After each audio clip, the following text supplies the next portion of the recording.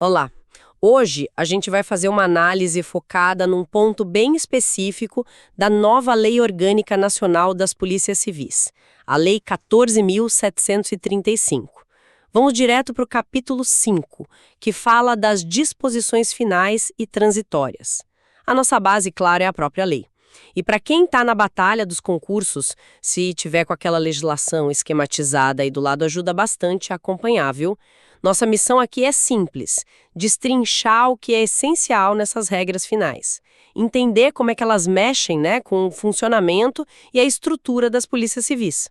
Ok, vamos começar pelo básico. Estrutura, dinheiro para fazer a coisa acontecer. Isso, vamos lá.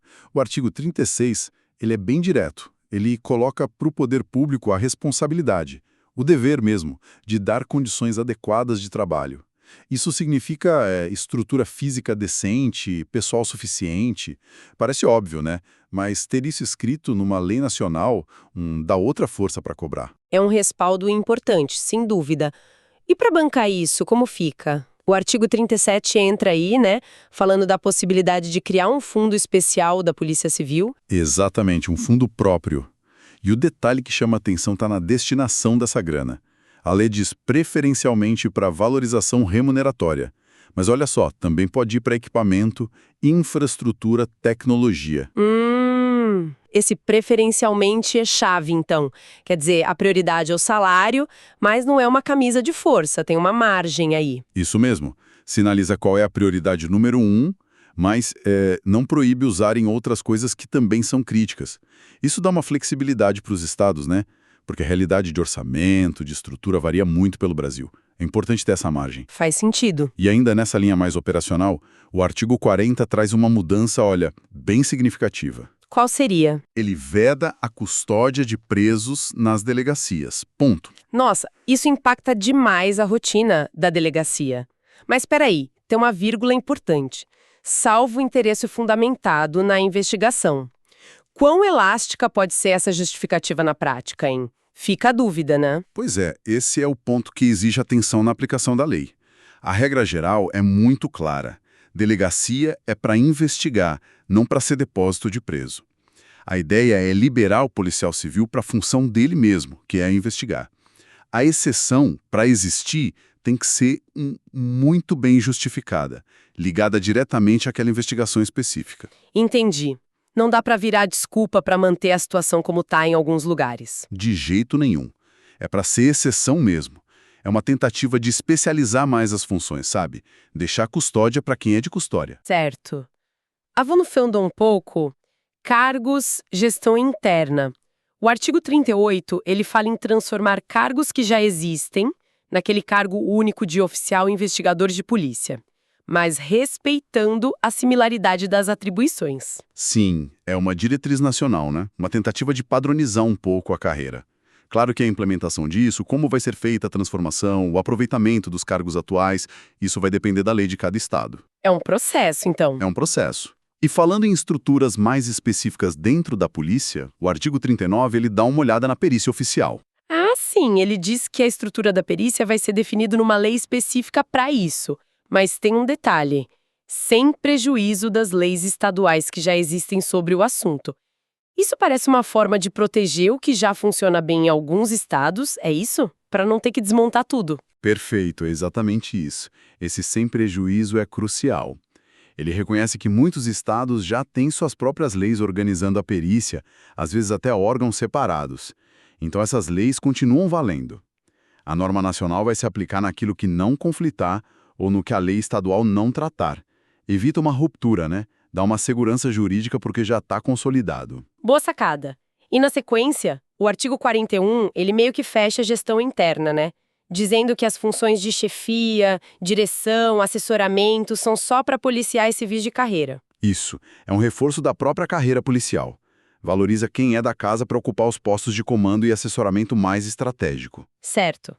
Agora, um ponto que gerou muita discussão antes da lei sair: coordenação nacional e modernização.